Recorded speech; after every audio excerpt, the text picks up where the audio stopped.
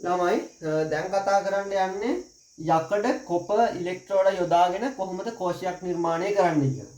හරි. එතකොට හිතන්න මේ වගේ භාජනයක් තියෙනවා කියලා. මේ භාජනයට දාලා තියෙනවා මේ පැත්තේ යකඩ ඉලෙක්ට්‍රෝඩයක්.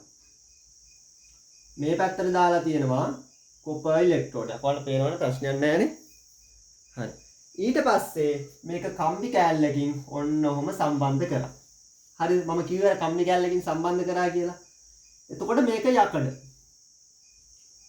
එෆෙරස් යකඩ. හරිද? මේක කොපර්. මේක ඇතුලේ තියෙනවා තනුක සල්ෆියුරික් අම්ලය. ළමයි තනුක සල්ෆියුරික් අම්ලය කියන්නේ මොකද්ද? ජලය දිය කරලා තියෙන සල්ෆියුරික් අම්ලය. එතකොට මේ සල්ෆියුරික් අම්ලය විඝටනය වෙනවා මං කියවනේ මෙහෙම තියෙන්නේ නැහැ කියලා. ඇතුළේදී තියෙන්නේ H+ අයන විදියටයි SO4 අයන විදියටයි. මේ විදිහට තමයි ද්‍රාවණය ඇතුලේ තියෙන්නේ. එතකොට මේ පැත්තේ ඉඳන් මේ පැත්තට මම අර කලින් වීඩියෝ එකේ කිව්වා වගේම ඒකම තමයි වෙන්නේ. මේ සමීකරණ විතරයි වෙනස් වෙන්නේ. ඒකට අනුව හිතන්න. ඒ ටිකමයි ළමයි. හරිද?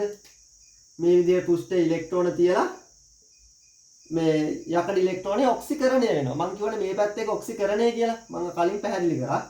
මේක ෆෙරස් ලෝහය. මෙයා ඉලෙක්ට්‍රෝන පිට කරනවා. ඔක්සිකරණය.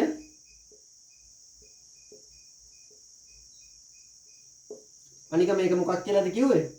මේක කිව්වා ඍණාග්‍රය කියලා. ඍණාග්‍රය. මේක ඊට පස්සේ තව දෙයක් කිව්වා ඇනෝඩේ කියලාත් කිව්වා. මේ ඔක්කොම රූපස මේ කෙටි විදිහට මම කියලා දුන්නේ.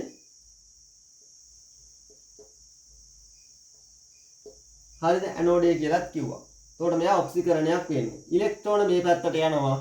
ළමයි තව දෙයක් මට අර කලින් වීඩියෝ එකකට කියන්න අමතක වුණා. මේ පැත්තට ඉලෙක්ට්‍රෝන යනවනේ.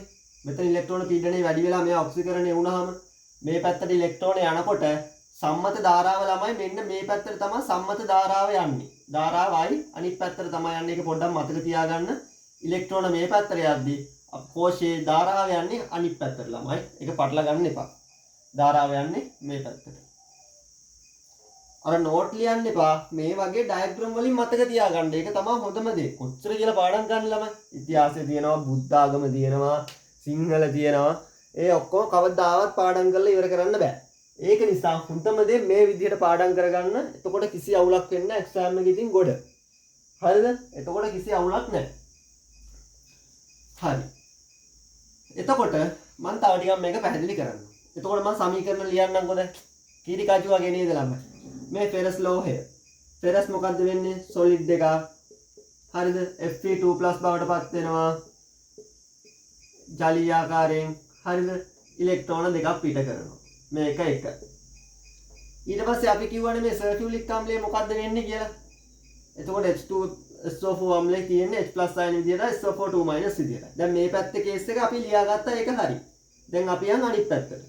එතකොට දෙකක් H+ අයන දෙකක් ඉලෙක්ට්‍රෝන අරගෙන H2 ගෑස් බවට පත් වෙනවා. හරිද? එතකොට හරින් දෙපැත්ත තුලිතයිනේ.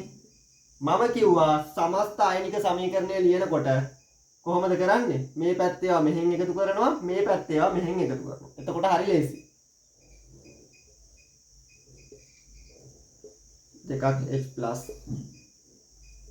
දාන දෙකක් ඉලෙක්ට්‍රෝන හැදෙනවා.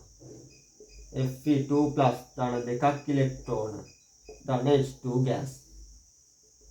එතකොට මේ දෙකයි ඉලෙක්ට්‍රෝන වල දෙකයි ඉලෙක්ට්‍රෝන කැපුණා. සමස්ත ආයනික සමීකරණය එනවා ෆෙරස් සොලිඩ් දෙක දෙකක් H+ දෙක Fe2+ දෙක ධන H2 ගෑස් කියන. හරිද? ඕක තමයි ළමයි සමස්ත සමීකරණය. හරිද?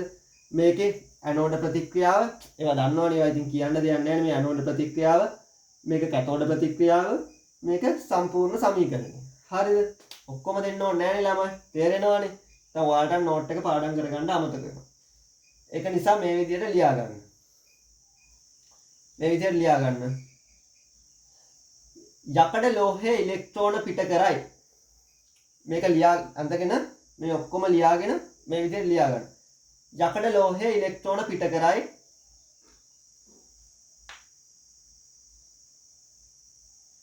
අර ද්‍රාවණගත වෙන ඒවා හැම මම ලොකුවට කියන්නේ කලින් එකේ කියපු නිසා. ඉලෙක්ට්‍රෝන පිට කරයි. එම පිට කරන ඉලෙක්ට්‍රෝන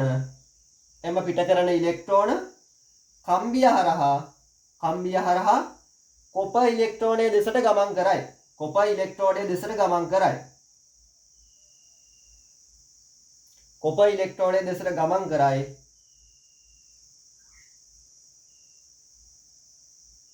මෙහිදී ඉලෙක්ට්‍රෝන ගමන් කරන ප්‍රතිවිරුද්ධ දිශාවට ධාරාව ගමන් කරයි. ඉලෙක්ට්‍රෝන මෙහෙට යන්නේ ධාරාව අනිත් පැත්තට යන්නේ. මෙහිදී ඉලෙක්ට්‍රෝන ගමන් කරන දිශාවට ප්‍රතිවිරුද්ධ දිශට ධාරාව ගමන් කරයි.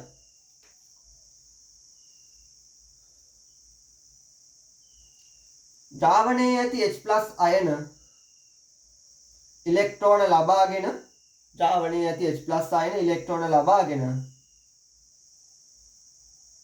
H2 වායුව බවට පත් වේ.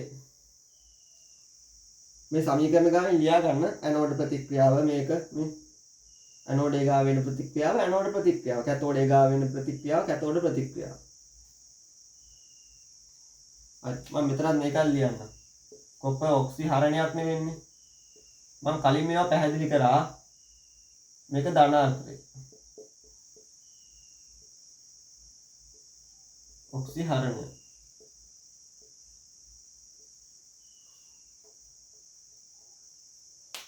හරි. ඕක තමයි මේ කෝෂයකදී වෙන අනිත් කෝෂයේදී වෙන සංසිද්ධිය.